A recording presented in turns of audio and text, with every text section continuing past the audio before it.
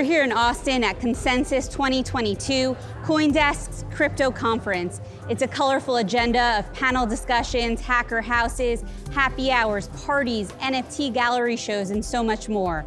It's the first time this event has happened in person in over 2 years. That's real vision!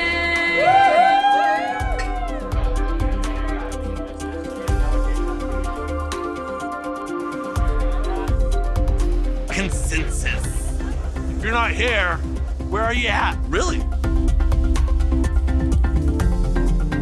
The US economy seems a bit volatile right now, skyrocketing gas prices and inflation soaring. And despite a drawback in the crypto market recently, NFT scams and the fallout from Luna Terra, there remains a lot of good optimism about the future of technology and finance.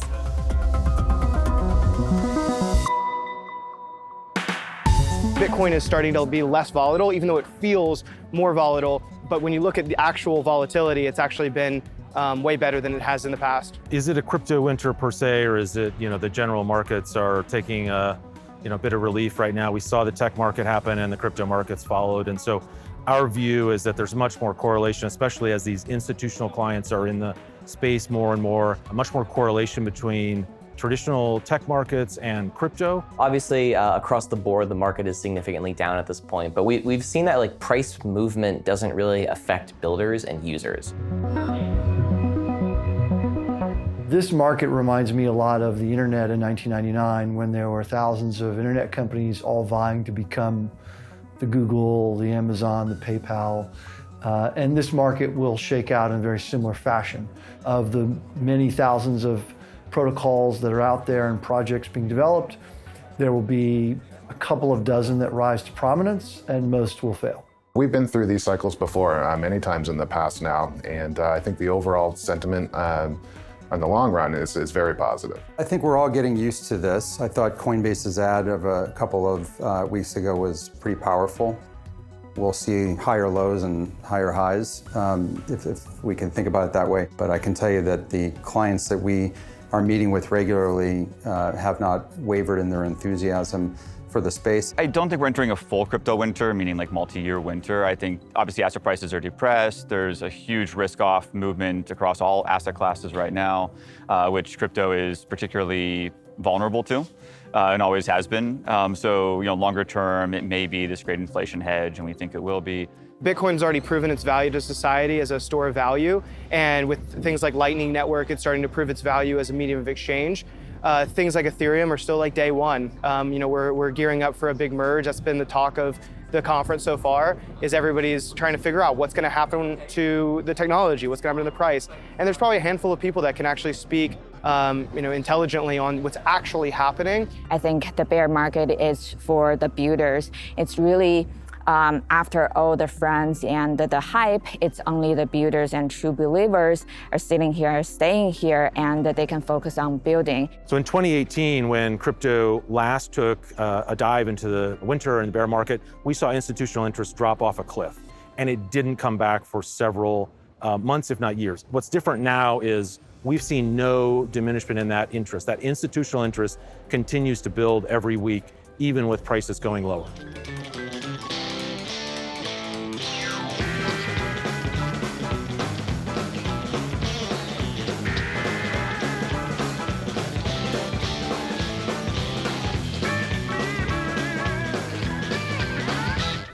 Institutions have been warming up to the crypto space and money continues to trickle in, but the search is on for custodial solutions and greater yield that will truly help bring in that next wall of institutional money.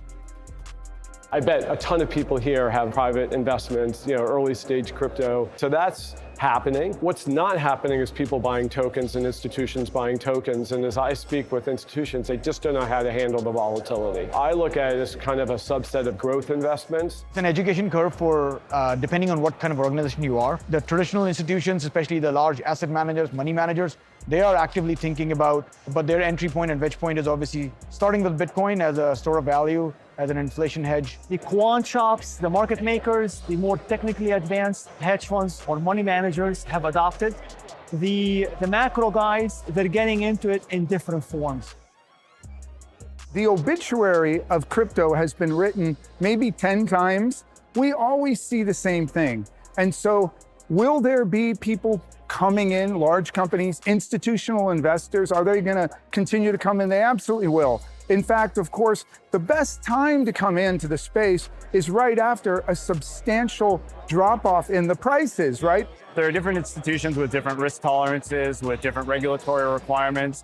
And so as each brick is laid in the foundation around regulation and security, and businesses are built to meet the needs of those institutions, some of them are more conservative than others. So we're seeing a gradual introduction of those firms into the market. Well, the institutional investment community is very much embracing blockchain technologies as a future innovation that can improve the way money moves around the globe. The underlying engineering efforts that are being done by a very small number of people are really the things to pay close attention to. It's hard to predict. Institutional money is still very active in this space right now, even during the bear market. Like a lot of funds and institutions have dry powder to deploy. And they do this because they know that when the market is slow, it's time to build. I think a lot looked at what's happened as a healthy pullback in the market. Sometimes often when they become exuberant, you need to pop the bubble a little bit and retrace. So I think we'll see a little bit of downward pressure on some valuations. Some of the lesser businesses will be flushed out, but net, it's a great time to be building. The wall of money, or at least the institutional money, is coming in some waves. And right now, one of the things that we're seeing a lot of is adoption and uptake by traditional hedge funds that may not have had a crypto strategy. Many of them have crypto strategies now. Asset managers who may want to sponsor an ETF or an ETP or something like that. They've seen the proof of concept in Canada and in Europe. They've seen asset accumulation happen very quick.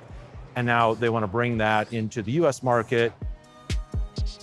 Crypto has gained a strong foothold globally in the US as recent proposed legislation by US senators is industry friendly. Indeed, regulation is on everyone's mind.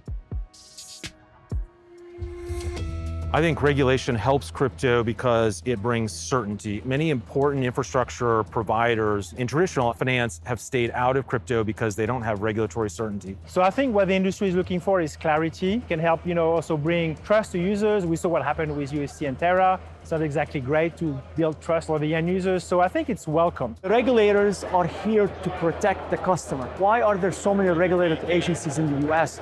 They're here to protect the client, they're here to protect the mom and pop and the institutional clients and the retail clients, and not here to protect the big corporates. It's important for regulators to help not only maybe protect individual users, but also help us see the utility of crypto as well. The Loomis-Gillibrand proposal includes tax rules for crypto transactions under $200, where you don't need to report that as a taxable event. That helps with payments, right? So everyday payments are now possible without incurring tax burdens. That's one example of how regulation can help bolster utility and the use cases of crypto. I don't really think we're going to see much regulatory solutions coming our way in the next couple of years. Like, I'm thrilled Loomis has had that bill, and there's a bunch of other bills that are kind of being worked on, and there's a lot of lobbying. It's going to be a really long road. The administrations, all of them, most of them globally, are just not really trying to encourage this asset class. I like to point out that you don't need federal regulation of everything. Our whole insurance industry in the United States has no federal regulation. It's all done at the state level. So I think there's a lot of good things about it moving slowly, but I think we're at a point where the regulators are kind of at loggerheads with each other, the banking regulators, the CFTC and the SEC. And I think it's great that the senators are being leaders on this on a bipartisan basis, which the industry needs. I think regulation is really important for inclusion, right? Because as long as it's not a very well-regulated space, then the people who are going to take the risk here and get early into this space are people with finance backgrounds, people with technology backgrounds. It's the much broader market that it's important that they get access to this opportunity. So I hope that we can get to a point where when legislation is written, it's done in a manner that is fair, that does regulate, but also allows the innovation and the growth.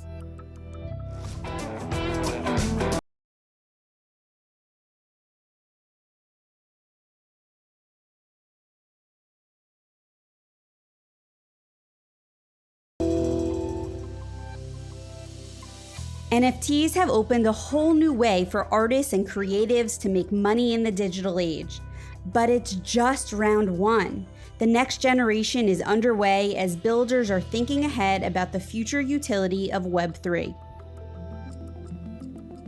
We're all about making like this next generation user-owned internet. I don't think the form we see it in today is necessarily the form we're going to see it in 5 years from now. I think it is really good for just helping us explore and play with different things and get more people into that community. NFTs were the first real broad-based thing in crypto that had a utility. And that's the reason, of course, that there was a massive increase in the number of people who were trading crypto once NFTs were born. An NFT can actually be anything you want it to be. When people ask me where NFT is going, I say, where is software going? In every single industry and every single use case that humanity has for software, NFTs will follow. Initially, NFTs had one use case, which is really sort of art and JPEGs.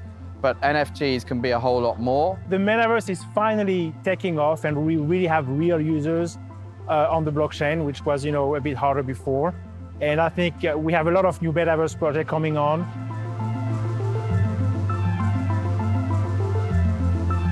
Where we see the second generation of NFTs emerge is the 2.0 generation. We're transitioning from everything being considered a collectible to the industry getting more horizontalized and using utility as the key aspect to bucket out these different NFT types. I think last year was all about NFTs, and this year what we're seeing is that physical and digital are combining. We're calling this the whole kind of like summer of phygitals. The metaverse is just going to become another channel like web and mobile. That adoption is happening faster than we saw for the web and faster than we saw for mobile. The state of tooling is much better than it was a year and a half ago. And what you're seeing is it's easier for developers to actually start building. I'm hugely bullish on NFTs. I think there's obviously an enormous amount of hype, which has cooled off a little bit around the NFT space. I actually think in some ways it's underhyped, especially around like gaming. I wouldn't be shocked if the NFT and all the infrastructure around NFTs and metaverses rival the entire value of the crypto space in a few years.